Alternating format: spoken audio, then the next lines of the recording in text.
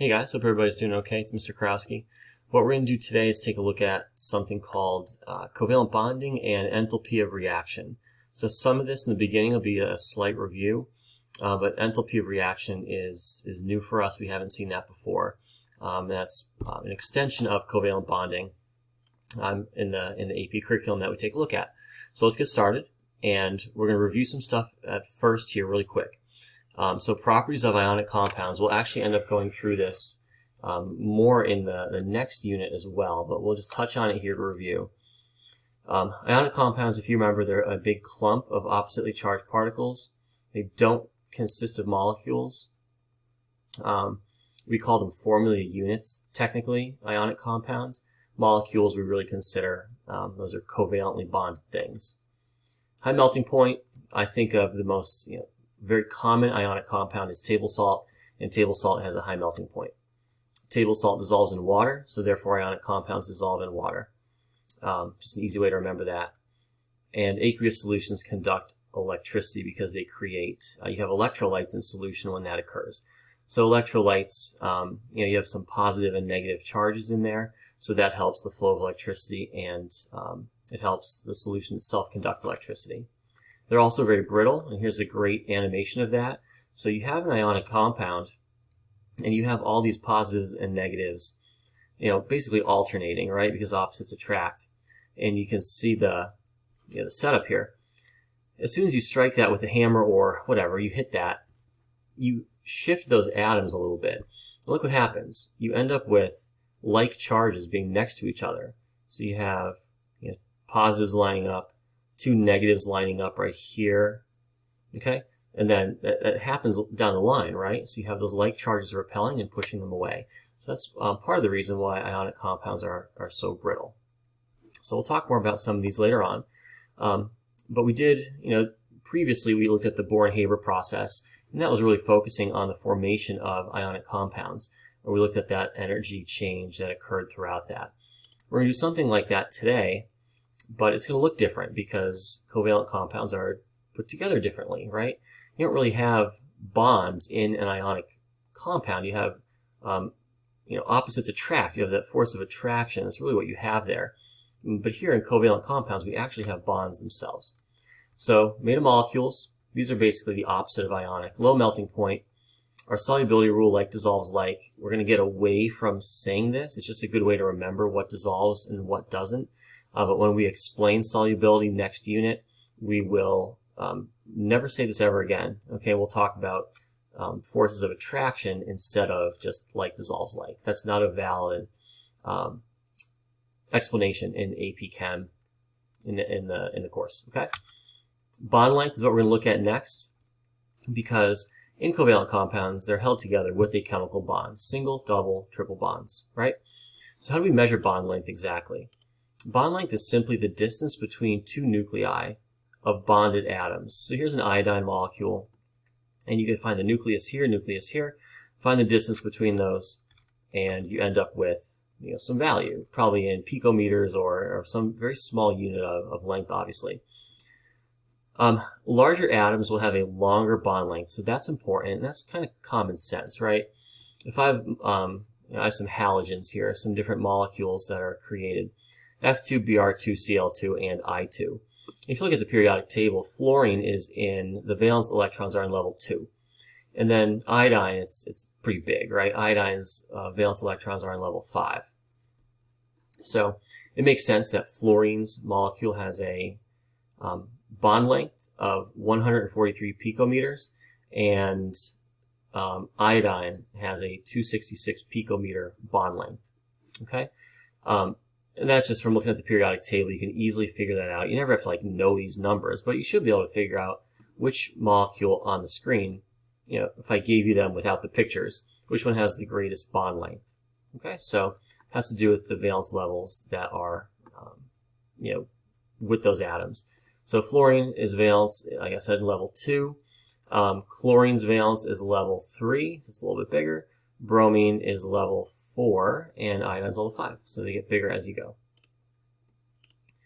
The thing about bond length is it's an average, okay? So the distance varies between molecules, okay? So here you have a carbon-hydrogen bond right here. The bond length is 110 picometers.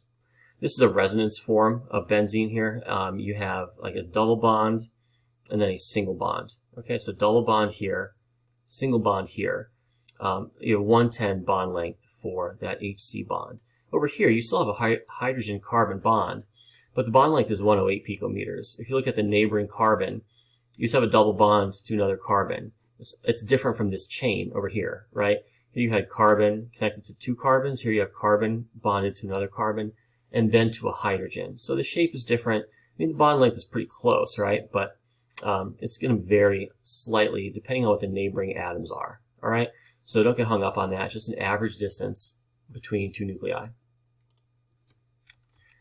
In terms of single, double, and triple bonds, single bonds are the longest on average. Double bonds are a little bit shorter, and triple bonds are the shortest. You wouldn't think this makes sense because, like, you think maybe a triple bond has more electron repulsion, so it might be bigger, but it has to do with the nucleus. Like, here's nitrogen, right? The nitrogen molecule. It's triple bonded to another nitrogen.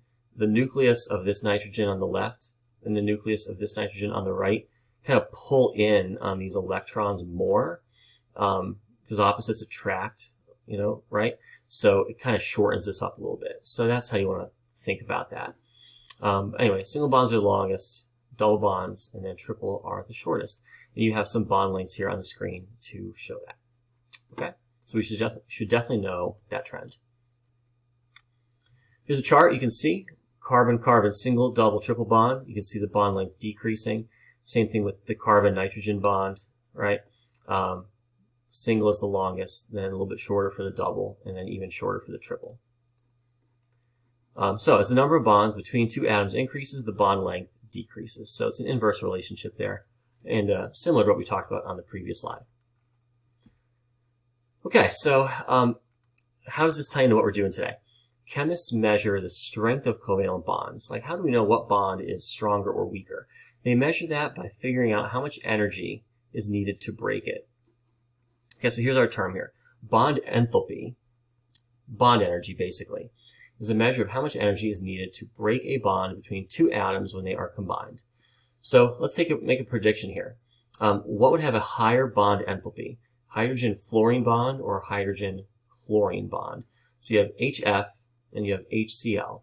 Which one of those would require more energy to break? Okay, think about what that would be. And then we'll take a look at it on the next slide here. This kind of goes back to a few slides ago where we looked at bond length in terms of the size of the atoms, right? So hydrogen fluoride or hydrofluoric acid, whatever form we're in here, you have HF, right? Fluorine is relatively small. It's in level 2. And the question was comparing HCl, right? So chlorine is in level 3. The valence is in level 3. Hydrogen is the same for both, right? And you can see that since chlorine's a little bit bigger, the bond length between the two atoms will be a little bit bigger here for HCl. You can see it escalates more when you get to HI. Iodine being in level 5 has a greater bond length than the other three of them that are here. So just think a little bit. This goes back to what I said earlier about this class is about knowing a little bit of stuff really, really well and just being able to think your way through things. So if you know that trend in atomic size, apply that, like use some common sense and apply that to what we're talking about here. HF is smaller than HCl, so therefore HCl would be bigger. The coulombic attraction would be less. There's a larger size, has less coulombic attraction, and therefore it'd be easier to separate something like this than HF because the coulombic attraction has decreased. Okay? That's our chain of events here, guys, you want to think about. Bond length is increasing, the size is increasing, therefore the coulombic attraction is decreasing, which means it's easier to break that bond. Okay, it's easier to break that bond because of that decreasing coulombic attraction. So again, that's what you want to think about here as we go through these. There are some other trends that can get a little bit confusing. You just got to know what you're comparing, think it through. You'll be fine. Okay, Already went over this. Strength of a bond is measured by how much energy is required to break it. So that's called bond enthalpy or bond energy. And you can just look these up in a table in your book or in your packet. Bond enthalpy for a chlorine-chlorine bond is 242 kilojoules per mole. So we always really measure it in terms of a mole of this because we need to have a significant quantity to use in a lab or whatever. So 242 kilojoules per mole is what we're looking at for chlorine-chlorine. Here's the chart. You guys have it in your notes. Note that all the values are positive. This is a huge point right here. Okay, this is super, super important. All bond enthalpies are positive values because it always, 1,000,000% of the time, requires energy to break a chemical bond. Okay? If you learn one thing today, and hopefully you learn more than one thing, but this is something we have to know, and we can't forget this. Okay? So, always takes energy to break a chemical bond. The bond is there. The two atoms have that connection somehow. It's going to take some work to overcome that and to break that connection, right? So if you just think a little bit, like, okay, these two atoms are bonded together. There's some connection there. How am I going to break them apart? Well, I got to do some work, right? I have to put some energy into it to make that happen. So then think about this. What do you think the change in energy will be when a bromine-bromine bond is formed? So you find that over here. To break a bromine-bromine bond, it's 193 kilojoules per mole. So then when the bromine-bromine bond is formed, it will release that energy. Okay? So if your bond is being broken, it requires 193. If your bond is being formed, okay, you're forming that bond, it's going to release that same amount of enthalpy, that same amount of energy. Okay? So it's just a matter of knowing what process is endothermic, that's the bond breaking, and what process is exothermic, that's the bond being formed. Huge, huge idea. Please make sure you have that in your notes somewhere so you can go back and look at that. Okay. This is really easy. Students usually like doing this because it's pretty straightforward and kind of satisfying when you get the answer at the end. You're going to go through a chemical reaction, and you're going to see what is the change in energy that occurs throughout that reaction. Here are your rules. You want to draw the structures of your reactants and products, and then determine what bonds are broken and formed. Okay? So here's your equation. Write that down. I'll explain it in a minute. Your change in energy for your reaction is the sum. That's what that symbol is, right? It's the sum of the bond enthalpies of your bonds that are broken. So you add up all your bonds that are broken, okay, all the bonds that you break. That goes here. And you subtract all of the bonds that are formed. This makes perfect sense, right? Because these values will be positive. Breaking bonds requires energy, positive values. And then if you form bonds, they're negative, right? So a negative number is really subtracting a positive number, right? So bonds broken, positive values, bonds formed, negative values. You see what the difference is when all is said and done. So let's check out the first example here. I'll do this one for you. So you have CH4 plus Cl2 yields CH3Cl and HCl. So methane gas, chlorine, produces methyl chloride and hydrochloric acid, or hydrogen chloride here in gas form. Okay, CH4 looks like this, Cl looks like this.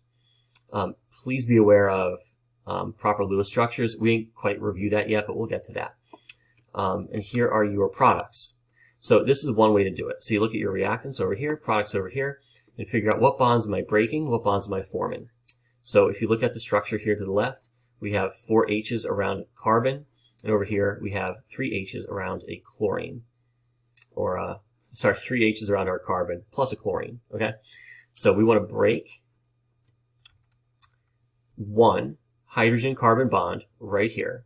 Okay, because notice how it's not hydrogen here; it's different. Okay, so we broke it. There it is. We also want to break chlorine-chlorine, so we're going to make hydrogen-chlorine. Okay, so we break that. We broke 2 bonds. Everything else kind of remains the same, right? Now we're going to form some other bonds here. So we're going to form a Cl-C bond right here. Okay? We're going to form an HCl bond right here. So we're breaking 2 bonds, forming 2 bonds to have this reaction occur. Okay? So let's take a look at the energies here. Where am I getting these from? If you go back, a bunch of slides. I'm actually going there. Okay? Here's where you get all of them from. So use your notes to get those values. Okay? And just make sure you read the chart the right way, because a lot of these have, single bonds are up top, double bonds, triple bonds at the bottom. Make sure you look at the right thing and write down the right energies. Okay, so to break your HC bond, it took 413. To break your ClCl, it took 242. If you broke more than one, you would just multiply this by however many you broke. You formed a chlorine-carbon bond, and you formed a chlorine-hydrogen bond. So there you go. Those are your values. Here's your reaction. Overall enthalpy change is bond enthalpies of the bonds that are broken minus formed. I'm going to write this out for you. Definitely please write this down for the first one. It's really easy to make a dumb mistake on this. Even myself, I go through and I do this for every problem, so I don't make a dumb mistake myself. So your sum of your broken bonds, you broke 1 times however much energy that is, plus 1 ClCl bond, that energy. Subtract the sum of all your bonds that are formed. You formed 1 CCl, and you formed 1 HCl. Okay, I'm going to plug in my numbers here. You can pause to write these down if I'm going too quick for you. 1 times 413 plus 1 times 242 minus 1 times 328 and 1 times 431. You get 655. That 655 kilojoules is what you put in to break those bonds. 759 is what you got out, right? So overall, delta H is negative 104 kilojoules. Overall, this process is what then? Exothermic. So this process is an exothermic process, which is definitely more favorable in terms of energy. We talked about that in Unit 5, I think, with thermodynamics. But you see that negative value in front. That's important, telling you it's an exothermic process. Okay? This is one way to do it. Some students choose to do it this way. If your equation is more complicated, they go to Plan B. Honestly, I'm more of a Plan B person myself, and I'll show you that in a second here. After this slide. So visual of what's going on, you have your methane and your chlorine. You have to break a HC bond and a ClCl bond. That's a delta H greater than 0. Energy is being put in to make that happen. Here's your energy. Energy goes in. New bonds are formed. Huge release. More energy is released, right? You release 759 compared to putting 655 in, and you get a net loss of energy, exothermic. Okay, here's an alternative method for this. So here's your equation, right? Bond enthalpies of bonds broken minus bonds formed. Sometimes you have something more complex, and you're like, I don't have time to figure out exactly what bonds are broken and formed, and it gets more complicated. So here's Plan B. If you don't want to figure all that out, just break everything, okay? Say, screw it, I'm going to break every single bond that exists. And then look at your products and form every single bond that you see there, okay? So this problem here, it would look different. Like you're going to say, forget it. I'm just going to, let me go back real quick. Like what you can do is break all 4 of these and break this, okay? And then form 3 carbon hydrogens, form 1 CCl, and form 1 HCl. Okay, so you're breaking 1, 2, 3, 4, 5 bonds over here, and you're forming 1, 2, 3, 4, 5 bonds over here. You will get the same answer, okay? But your equation will look a little different because instead of breaking just 1 hydrogen-carbon bond at 413, this number here will be a 4 because you broke all 4 of them, okay? Now, you formed 3 of them back on the products, right, with this. So you can kind of see how it cancels out. But it definitely works. And I actually say most students do it that way, if I'm being honest with you. They go with Plan B here. Because it eliminates silly mistakes. It eliminates some of the thought process. Might take you a couple seconds longer, but It might not actually, because you don't have to worry about figuring out what's broken and formed. Just break it all, form it all, call it a day. That being said, give this one a try. Okay. You have CH4 plus O2. Think about how O2 is formed, all right? Produces CH3OH. So I'll give you a little helpful hint here on this, just because we haven't reviewed Lewis structures yet. So CH4, you saw that already in the previous question. So CH4 looks like that. Those are 4 hydrogens. Oxygen has a double bond. CH3OH. Here's your carbon. There's your hydrogen. There's 2 more.